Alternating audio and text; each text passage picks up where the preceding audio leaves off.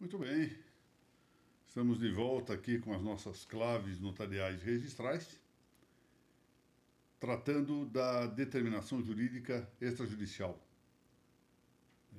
já na sua sétima parte.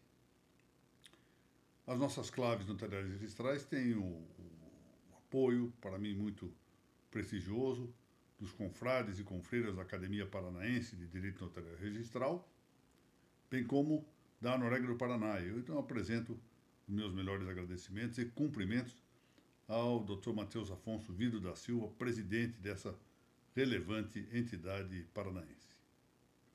E cumprimento, naturalmente, a todos aqueles que se congregam aqui para nós continuarmos a estudar, semana após semana, o nosso direito extrajudicial. Pois bem, nós já apreciamos nas 6 exposições imediatamente anteriores, ainda que sempre de maneira concisa, como convém a esses nossos encontros, a compreensão da lei. Ou seja, a compreensão do texto da lei e a compreensão da norma extraída desse texto. E trataremos agora, novamente com brevidade, da compreensão dos fatos, que é a segunda parte, ou quase parte, do processo discursivo da determinação jurídica. Nós dividimos esse processo em 4 criptopartes, por assim dizer. Chamamos de parte, embora não sendo algo corpóreo, o processo discursivo não tem partes. E as 2 primeiras partes, entre aspas, são a compreensão da lei e a segunda, a compreensão dos fatos. Pois bem, a adequada compreensão dos fatos equivale à percepção da realidade de uma coisa. Porque isso envolve um sério problema do ponto de vista gnoseológico, epistemológico, de conhecimento da coisa. Desde o papel dos sentidos externos, o papel dos sentidos internos, a função abstrativa do intelecto, até chegarmos à representação perceptiva da realidade. Bom, aqui nós vamos simplificar o problema. Pode ser que adiante tratemos desse aspecto do conhecimento das coisas. Por agora, basta dizer que a compreensão dos fatos, como parte, entre aspas, do processo discursivo de determinação jurídica, corresponde à percepção da realidade de uma coisa.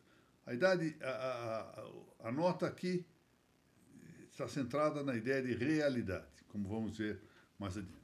Ora, essa percepção da realidade de uma coisa corresponde, enfim, primeiro, à representação mental de um fato exterior e à confirmação de que esse fato se efetivou, tal como pôde ser percebido e representado pelo sujeito cognoscente, ou seja, pelo sujeito que conhece. Então, são 2 supostos. Representação mental do intelecto e de um fato exterior, portanto, de uma realidade externa. E a confirmação, ou seja, podemos usar aqui, portanto, impropriamente, a ideia de comprovação. A confirmação de que esse fato exterior se produziu da maneira mesmo como ele pode ser percebido e representado pelo sujeito cognoscente. Ou seja, o sujeito cognoscente não tem um papel criativo dessa realidade. É por isso que eu pus o acento na ideia de realidade, para nós fugirmos do oposto, que é a criação de realidades a partir do próprio intelecto, que corresponde às correntes idealistas.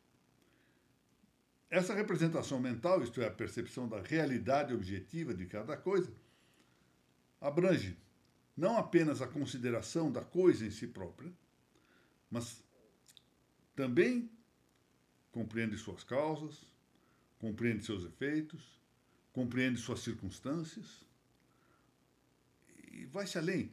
Compreende-se até mesmo o seu cotejo ou confronto, a sua comparação com coisas tanto semelhantes àquela que estamos examinando, quanto opostas a ela.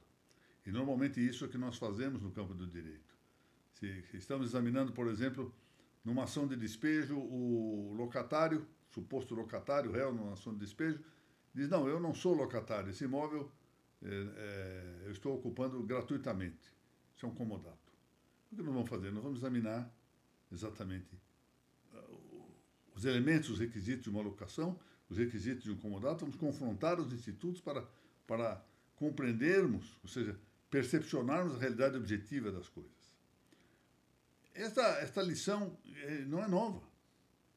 Já havia sido sustentada pelo grande Giambattista Vico, grande autor Vico. E aqui eu me remeto aos estudos como de hábito de Juan Vallet, agora na sua metodologia jurídica. Bom, mas vamos ver num paralelo aqui, e só a título ilustrativo, o que muitas vezes se passa no plano judicial. Isso é um paralelo do extrajudicial. Acho que nós podemos depois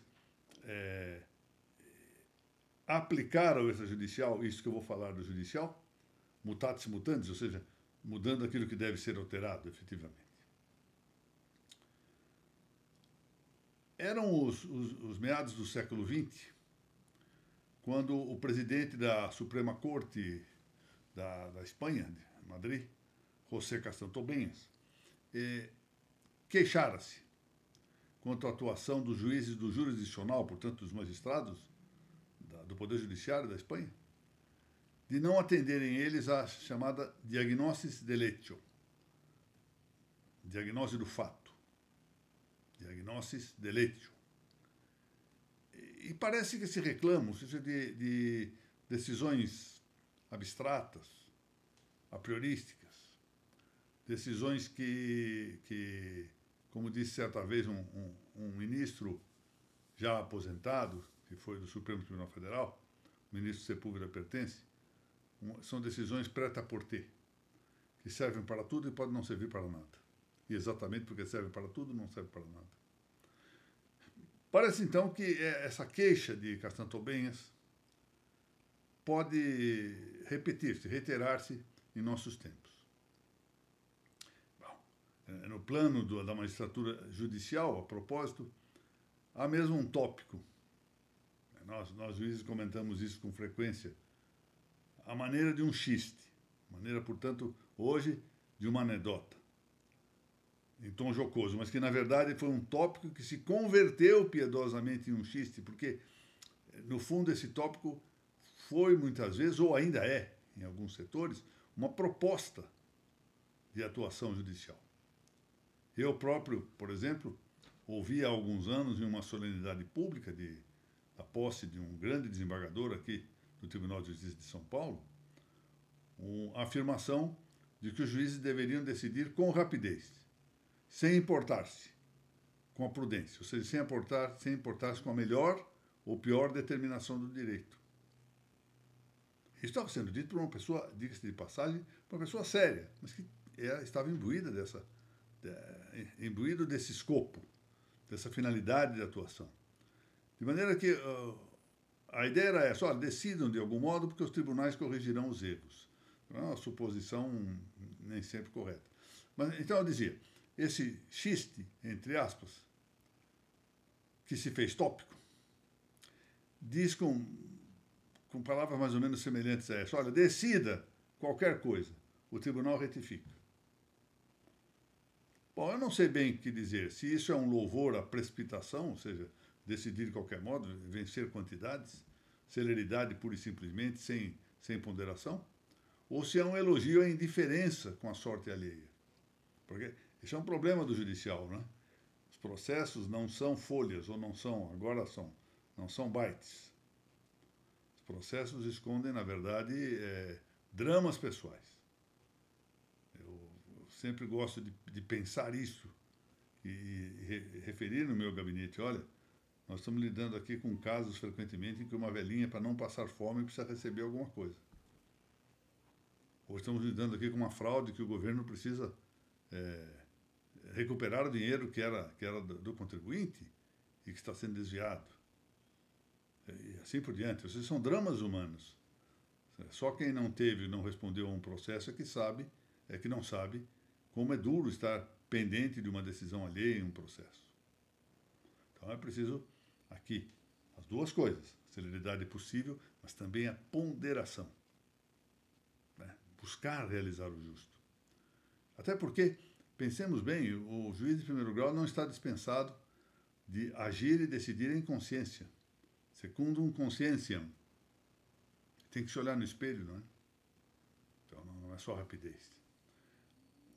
Eu me lembro aqui, peço licença para citar de memória, porque até nem sei mais em que página do livro desse grande processualista italiano que foi Enrico Redenti, uma página em que ele diz que, como testemunho pessoal, ele era um bom advogado de longa experiência, de uma constância nessa experiência dele na vida da praxe jurídica.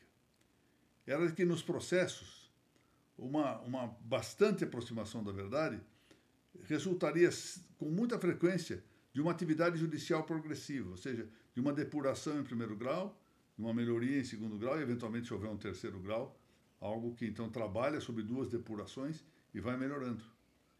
A cada julgado se vai melhorando. Isso é comum, né? Nem sempre ocorre. Muitas vezes pode dar-se exatamente um erro no julgamento dos tribunais, isso é humano, não é? Bom, de todo caso, sem uma primeira instância consciente da provada relevância de sua atuação no processo, a segunda instância suportará uma grave carência para progredir no acercamento da verdade. E isso, como eu disse há pouco, mutatis mutandis, deve ser aplicado também ao extrajudicial. Por quê? Porque também pensar aqui no registrador de imóveis, ao fazer a sua nota devolutiva, deve o mais possível indicar as razões de seu convencimento.